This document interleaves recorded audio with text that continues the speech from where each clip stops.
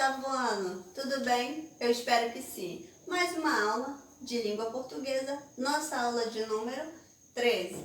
Eu sou a professora Lenilza Oliveira. Vamos para o nosso livro didático? Bom, livro didático, páginas 51 a 55, nosso 10º visto. Crônica é o cotidiano na forma de literatura. E hoje nós usaremos nosso livro de atividade, tarefa para casa, termos da oração, sujeito e predicados, páginas 2 a 5.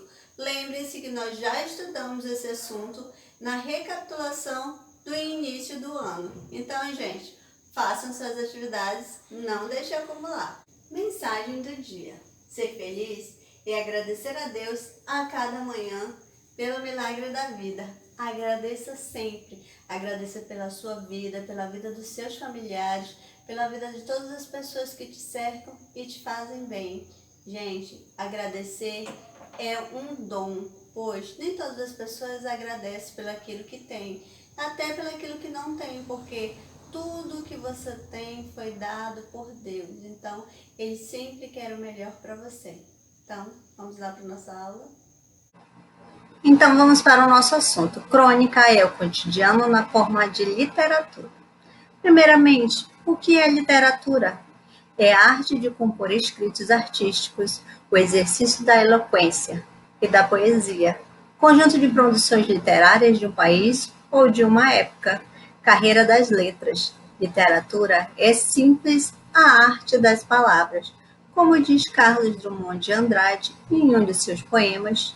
Penetra surdamente no reino das palavras.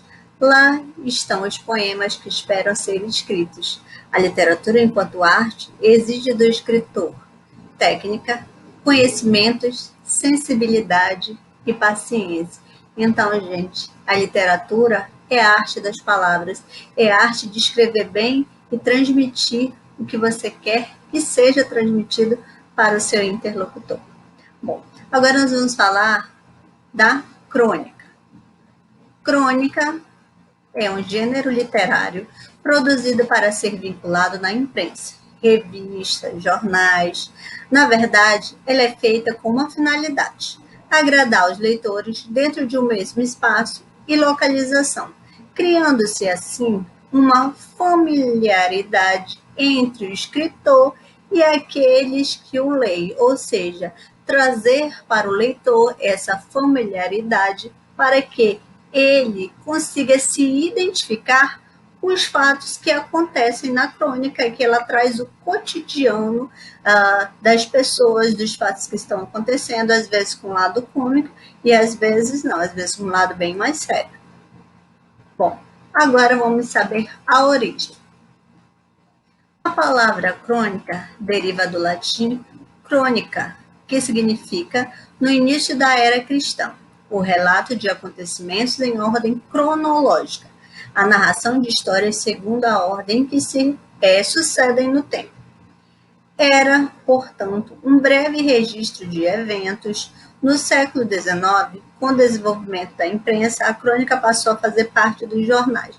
Sempre vai ter ali uma crônica para relatar alguma situação que está acontecendo. O cronista dá às crônicas um toque próprio, incluindo em seu texto elementos como ficção, fantasia e imaginação.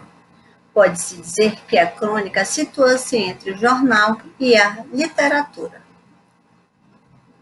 A crônica, na maioria dos casos, é um texto curto e narrado em primeira pessoa, ou seja, o próprio escritor está dialogando com o leitor, ou seja, o cronista traz esses elementos de ficção, de fantasia, esse texto curto, como se ele estivesse conversando com o leitor justamente para trazer o leitor para o mundo da crônica, ou seja, para atualizar o leitor do que está acontecendo, mas de uma forma mais leve, uma forma que ele pode entender o que está acontecendo na atualidade, porque a crônica traz isso, atualidades, mas de uma forma mais simples, porque ele é entre o jornal, fatos sérios, verídicos, e a literatura, que é a arte das palavras, que de uma forma bem leve, de uma forma mais espontânea.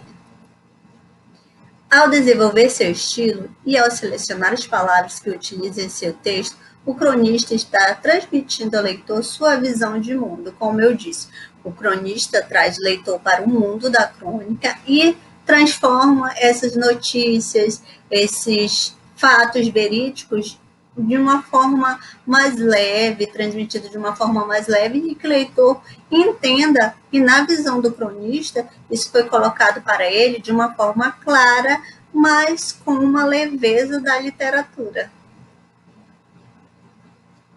Geralmente, as crônicas apresentam linguagem simples, espontânea, situado entre a literatura, entre a linguagem oral e a linguagem literária. Narração histórica pela ordem do tempo em que se deram os fatos. Seção ou artigo especial sobre literatura, assuntos científicos, esportes, etc., em jornal ou outro periódico. Pequeno conto baseado em algo do cotidiano. Normalmente possui uma crítica indireta, como eu já disse. Como a crônica ela está ali entre o jornal e a literatura, ela vem para trazer de maneira indireta uma crítica, seja a política, seja ao esporte, seja a saúde, qualquer um desses assuntos, o cronista pode escrever, como eu já falei, de uma maneira mais leve, de uma maneira que ele possa transmitir para o seu interlocutor, e o seu interlocutor se faça entender a mensagem do cronista. Traz aspectos de oralidade, ou seja, da fala, para a escrita. Expressões de conversa familiar e íntima, repetições e o pronome você, justamente para ter uma intimidade, familiarizar o leitor com o cronista. Exemplo, mas você podia fazer isso de uma forma mais discreta. Negativo, já usei todas as formas discretas que podia. Falei com você, expliquei, avisei, nada. Você fazia de conta que nada tinha a ver com o assunto. Minha paciência foi se esgotando, até que não me restou outro recurso. Vou ficar aqui, carregando os cartazes até você saldar sua dívida. Ou seja, o cronista trouxe essa história, lembrando que aí, pela história, pela crônica, esse pedaço dessa crônica, o que dá para entender que alguém foi reivindicar um direito e só iria sair dali depois que fosse atendido esse direito. E não, se você prestar bem atenção nesse pequeno texto, essa pequena parte dessa crônica, ele traz a intimidade, como se ele estivesse dialogando com a gente, dizendo, mas você podia fazer isso de forma mais discreta. Então, ele está dialogando com a gente para que a gente entenda a mensagem que está ali, muitas vezes implícita dentro daquela crônica. Bom, temos aí a crônica narrativa. Tem por eixo uma história, o que aproxima do conto. Pode ser narrado tanto na primeira quanto na terceira pessoa do singular. Temos o texto lírico, que é poético, mesmo em prosa, comprometido com fatos cotidianos, banais ou comuns. Esses fatos podem ser fatos banais ou fatos comuns com a leveza que a crônica traz. Crônica humorística. Apresenta uma visão irônica ou cômica dos fatos. Crônica reflexiva. Reflexões filosóficas sobre vários assuntos. Apresenta uma reflexão de alcance mais geral a partir de um fato particular. Ou seja, a humorística, como o próprio nome diz, para trazer humor, para trazer um lado irônico, ao mesmo tempo cômico. Já reflexiva, ela vem trazer assuntos para nós refletirmos sobre o que está acontecendo naquele momento ali dentro da sociedade que o cronista quer trazer para nós sabermos o que está acontecendo.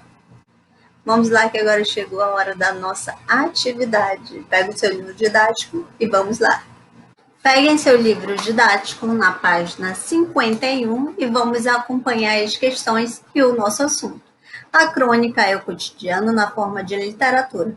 Nós vimos no vídeo que a crônica é uma visão do cronista trazendo o fato do cotidiano de uma forma leve, de uma forma como se fosse uma conversa entre os interlocutores, ou seja, o cronista traz de uma forma leve as notícias cotidianas da vida. Já a literatura é a arte das palavras, é a arte de escrever, é a arte de saber transmitir de uma forma com uma leveza o mundo de uma forma mais bonita, de uma forma literária.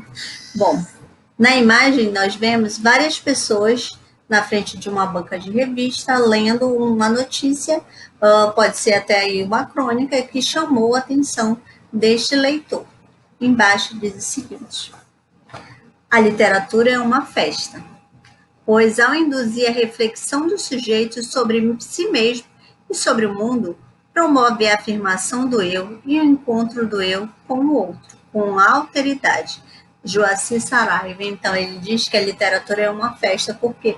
Porque acaba induzindo você a conhecer a si mesmo, isso mesmo. A literatura traz questionamentos de um lado, assim, mais romantizado sobre o eu. Vamos lá para a página 52. Diário da Crônica e da Notícia. Jornal sempre me fascinou. Mal aprendi a ler, senti-me atraído pela Gazeta de Notícias que meu pai assinava há muito tempo. Claro que entendia muito pouco do que estava impresso, mas as gravuras coloridas em papel crochê despertavam minha atenção e, para compreender o que elas significavam, fui mergulhando no universo das letras e das palavras. Carlos Drummond de Andrade. Nós vamos conhecer agora um pouco mais sobre a história de Carlos Drummond de Andrade. Carlos Drummond de Andrade foi poeta, contista e cronista brasileiro do período do modernismo. Considerado um dos maiores escritores do Brasil, Drummond fez parte da segunda geração modernista. Foi precursor da chamada Poesia de 30, com a publicação da obra Alguma Poesia. Poesia dos 30, ele se preocupava com o regionalismo, ou seja, trazer a linguagem coloquial para o público entender ali fatos do cotidiano e, usando essa linguagem, se aproximava mais ainda dos leitores. Eles se preocupavam também com problemas sociais da época. Carlos Drummond de Andrade nasceu dia 31 de outubro de 1902, em Itabiraba do Mato Dentro, no interior de Minas Gerais. Desde pequeno, Carlos demonstrou grande interesse pelas palavras e pela literatura.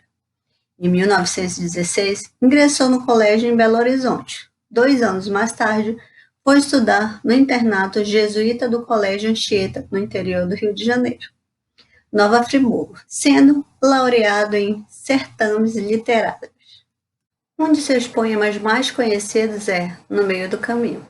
Ele foi publicado na revista Antropofagia de São Paulo em 1928. Na época, foi considerado um dos maiores escândalos literários do Brasil, porque falava-se ali dos problemas da vida. Então, quando ele fala dessa pedra, ele está falando das pedras que a vida nos traz e temos que aprender a ultrapassar essa pedra, ou seja, a tirá-la do meio do nosso caminho. No meio do caminho tinha uma pedra. Tinha uma pedra no meio do caminho. Tinha uma pedra? No meio do caminho tinha uma pedra. Nunca me esquecerei desses acontecimentos. Na vida da minha retina são fadigadas. Nunca me esquecerei que no meio do caminho tinha uma pedra. Tinha uma pedra no meio do caminho. No meio do caminho tinha uma pedra. Por que foi um escândalo literário? Porque na época não usavam metáforas.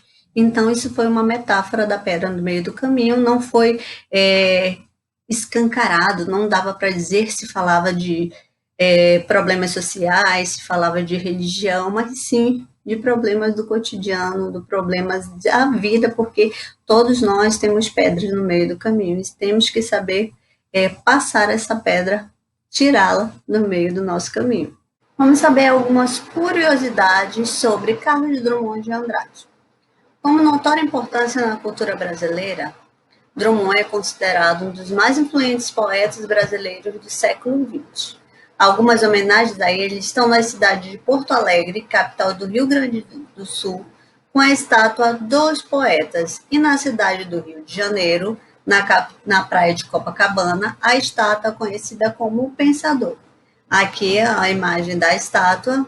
Quem nunca tirou, né, gente? Foi ao Rio de Janeiro e tirou uma foto ao lado dessa estátua, que é muito linda. A vista de onde ela fica é maravilhosa.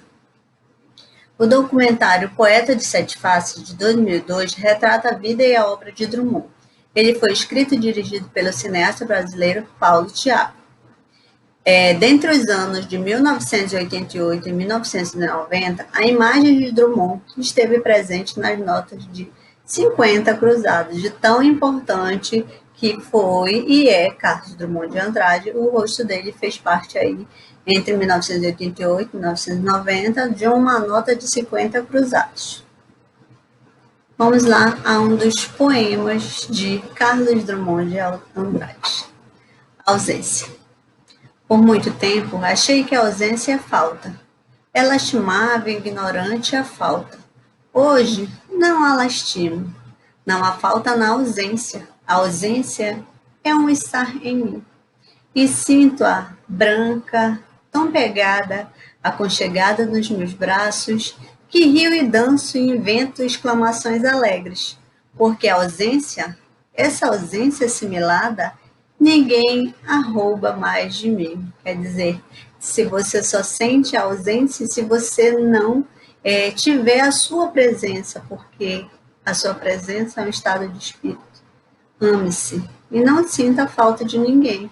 Sinta a falta apenas de você mesmo, ou seja, esteja presente no seu dia a dia, dando importância aos pequenos detalhes da vida. Depois de sabermos um pouco mais de Carlos Drummond de Andrade, nosso grande poeta e cronista, vamos a algumas perguntas. Você, assim como o poeta e escritor Carlos Drummond de Andrade, sentia fascínio pelos jornais ou revistas quando estava aprendendo a ler?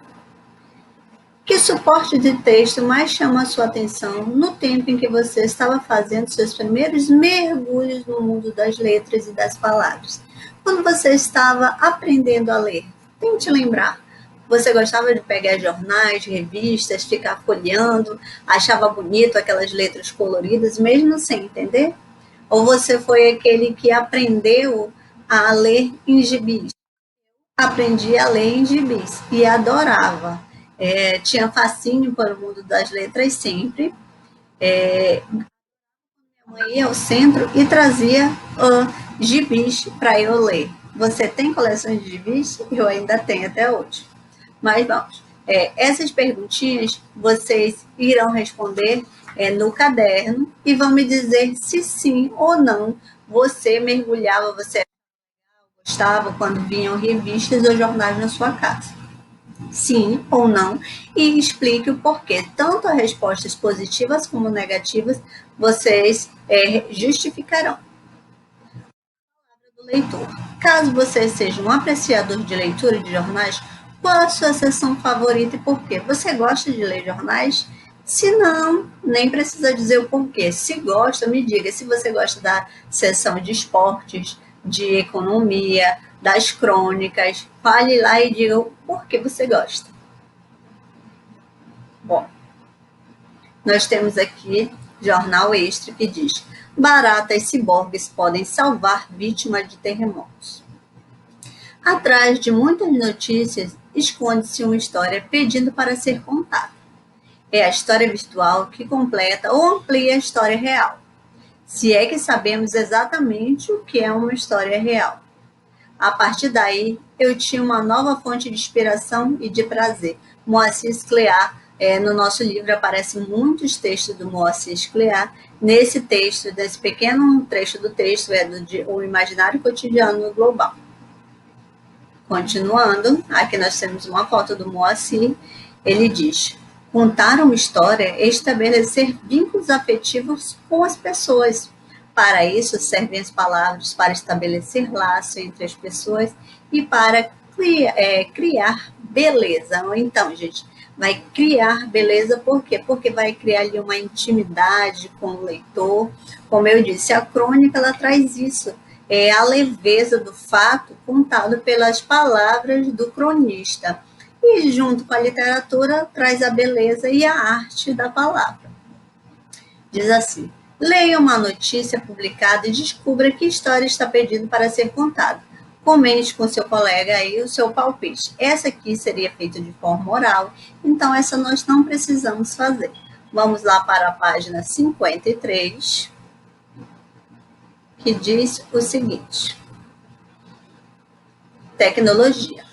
Britânico coloca no corpo processador de 23 milímetros de comprimento para acionar equipamento de escritório. Gente, lembram? Nós temos o corpo da notícia.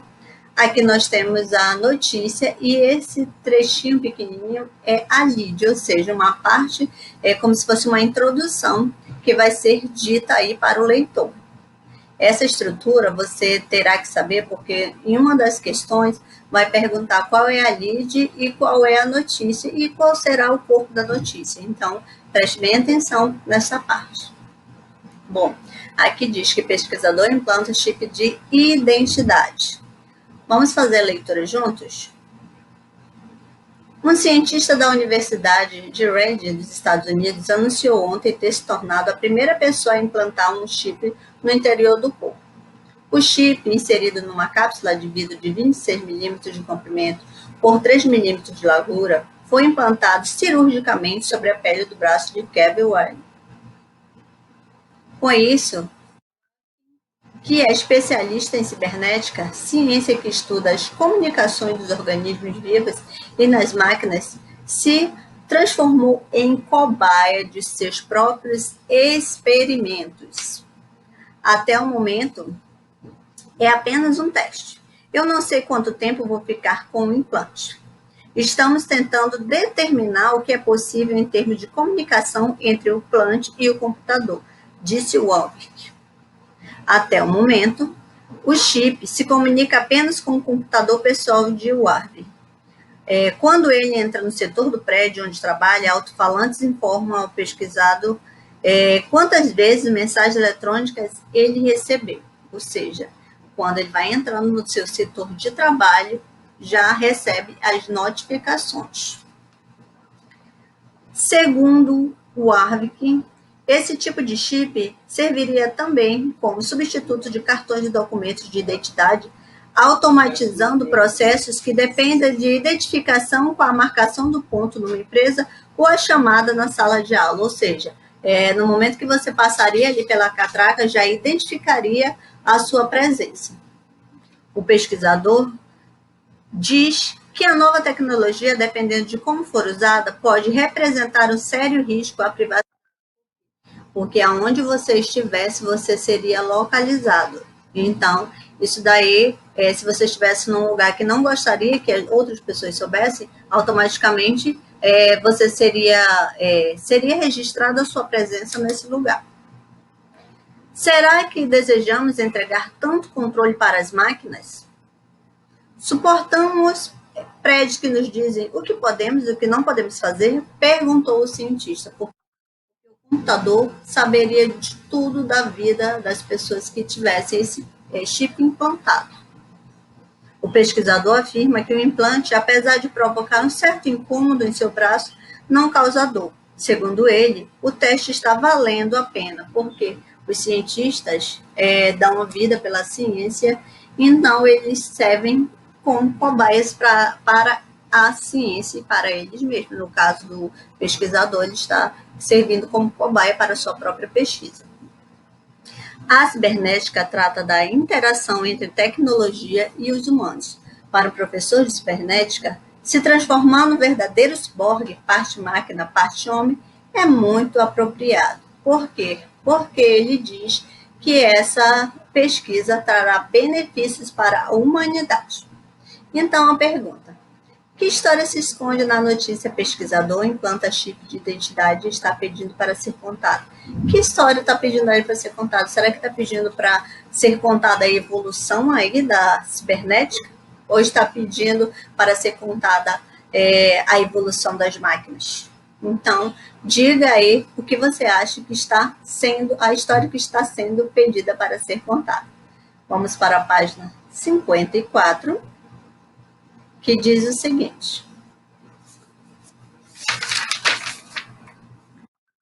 a principal tarefa da literatura é a de formar a visão de mundo, a leitura do mundo, parafraseando Paulo Freire, daqueles que hoje estão chegando para dar continuidade à aventura humana. Então, Floriano, Priscila Peixinho, no artigo abordando o texto de literatura para a formação do leitor crítico.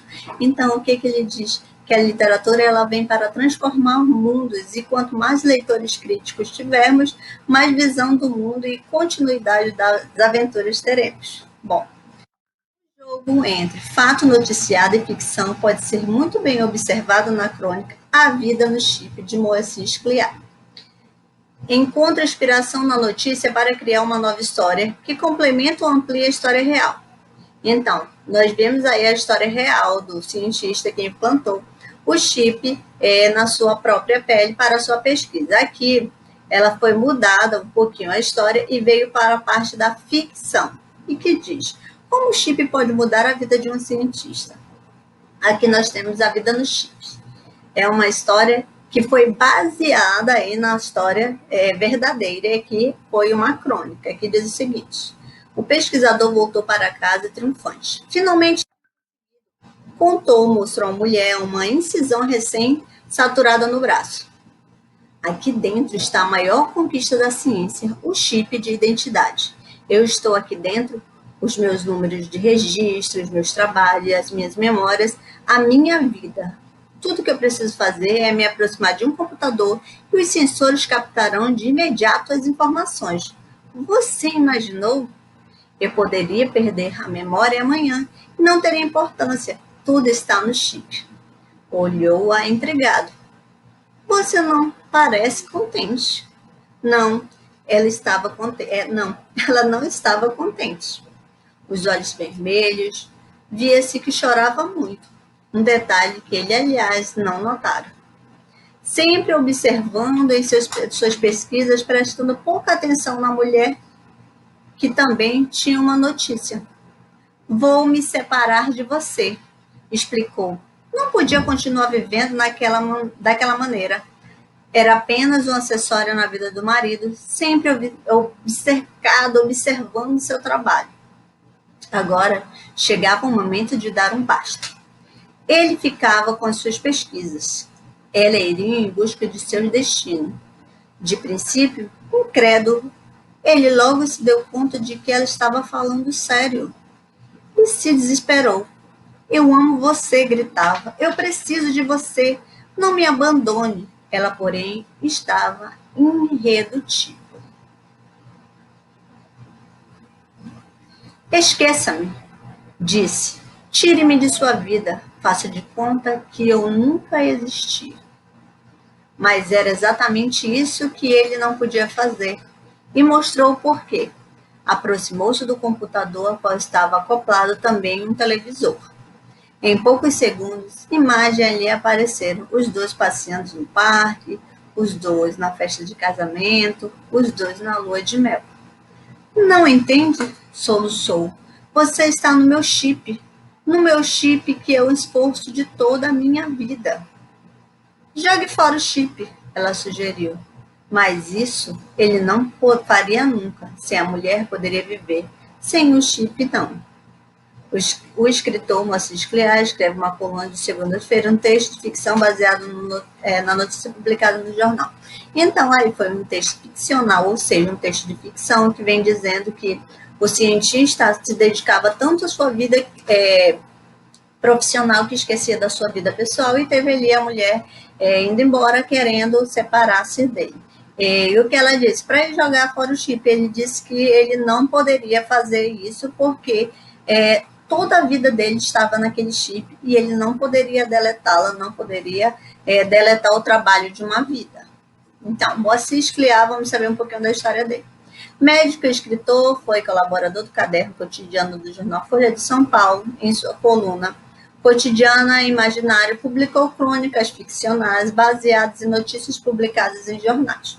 Em 2003, foi eleito para a Academia Brasileira de Letras. Seus livros foram traduzidos em países como Inglaterra, Rússia, Suécia, Noruega, França, Alemanha e Estados Unidos. Agora vamos lá às perguntas baseadas no texto. O texto A Vida do Chip, de Moacir Scliar, é uma narrativa o quê? Ela é narrativa ficcional, é uma notícia sobre o acontecimento ou é um texto de opinião sobre o fato real noticiado? Lembre-se que ela foi uma narrativa que foi baseada no texto original, mas não é uma história real. Fica a dica. Segunda questão.